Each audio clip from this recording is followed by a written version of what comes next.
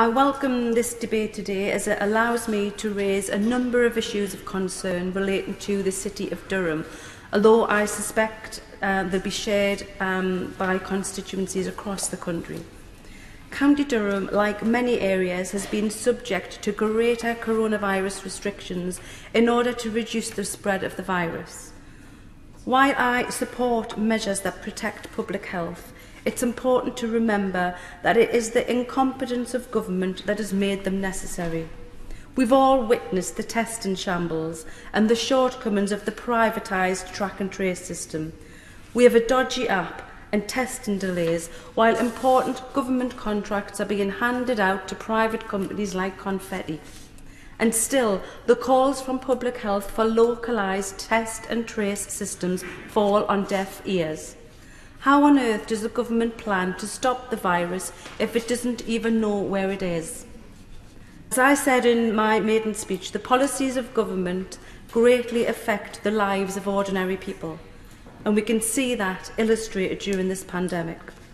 The continued failure to sort out test, track and trace has made the coronavirus crisis worse, and that is undeniable. To add to this, many of my constituents are concerned how the government's botched approach to the reopening of universities will affect them in Durham. Currently, thousands of students are returning to Durham in an area in local lockdown.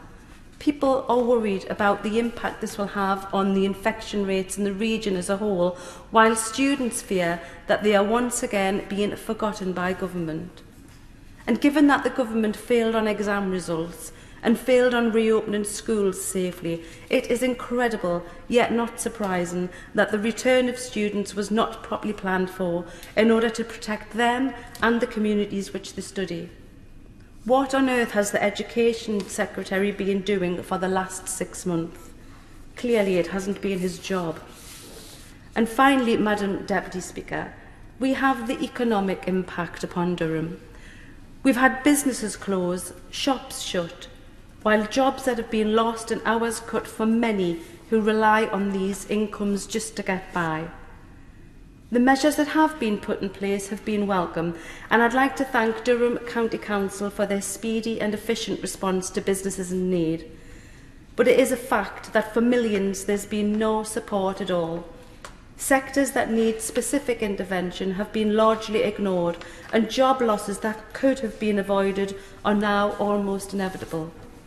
Protections for renters have been withdrawn, while our welfare system, after years of government cuts, can no longer be described as a safety net.